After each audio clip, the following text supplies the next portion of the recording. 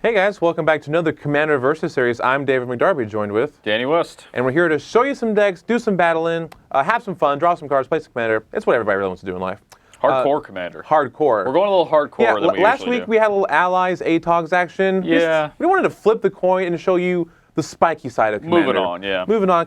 We are doing 1v1, so that's different from most Commander groups because it's usually four players in a whole. We're 1v1, a little competitive, bring out really a show us what we're made of. This is about as French as we've gotten, I think. Yeah, we're not doing French ban lists. We're still adhering to Commander.net, all the rules and everything. But we're doing some things that we normally don't endorse. Target acquired decks. Yeah, I'm not going full ham on these things, but Same. We're going mostly ham, like honey glazed. 80% ham. Okay, so what you got?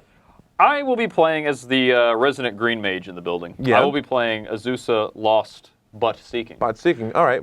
She is one of the commanders that will probably, if it doesn't kill you fast, you'll probably get booted out without much lobbying.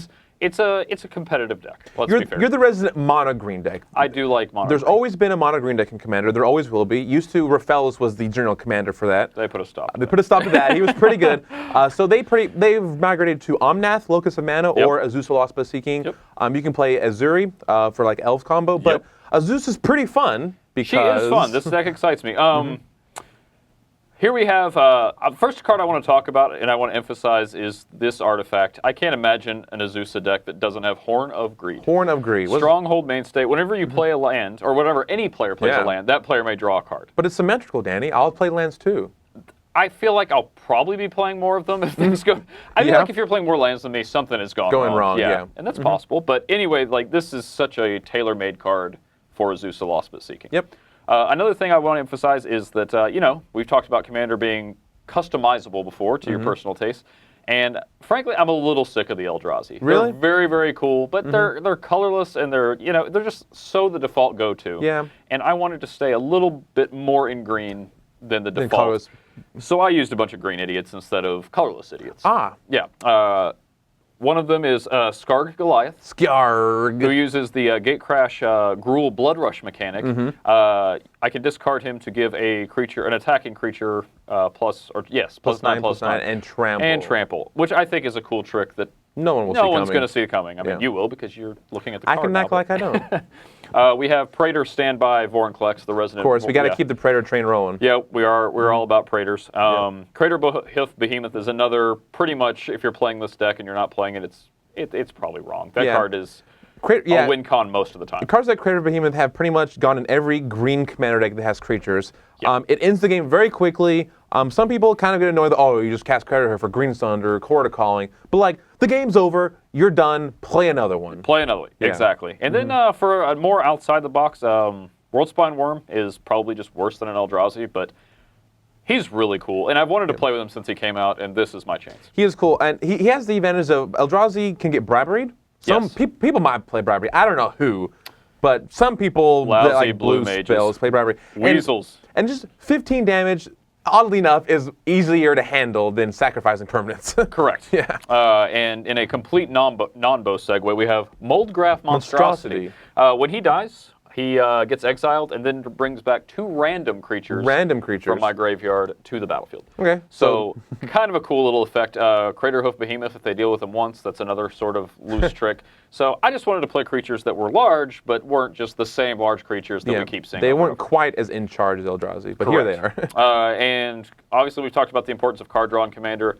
This is some. I wanted to talk a little bit about some of the ones you don't see. We've seen Mind's Eye a lot. Harmonize is in the deck. Sylvan Library, obviously. Momentous Fall is, if you'll excuse me, gaining momentum in terms of this format. I love seeing it a lot more as a card draw, especially in big green idiot decks like this one. Soul's Majesty is another card that's in the same category.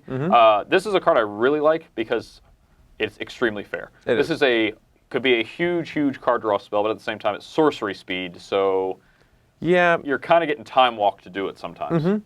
So that's cool. And then sort of a Underrogue swept card, Hunter's Insight, which is a combat trick that lets you draw cards that I have.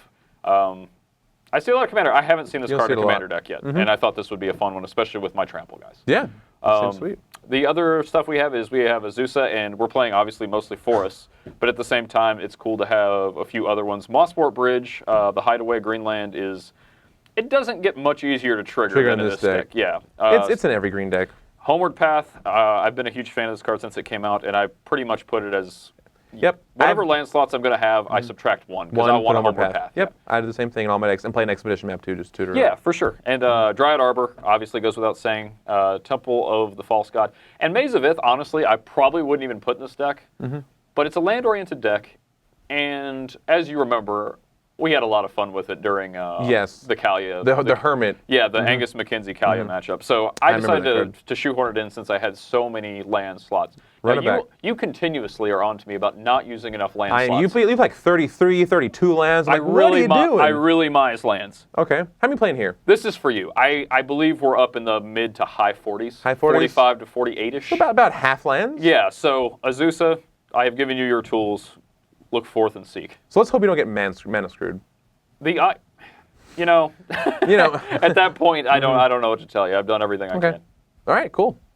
Well, there she is, Azusa. Now, well, if you check down below, we'll see what I'm battling with. Are you battling with another Kamigawa General? I just might be. All right, let's check it out.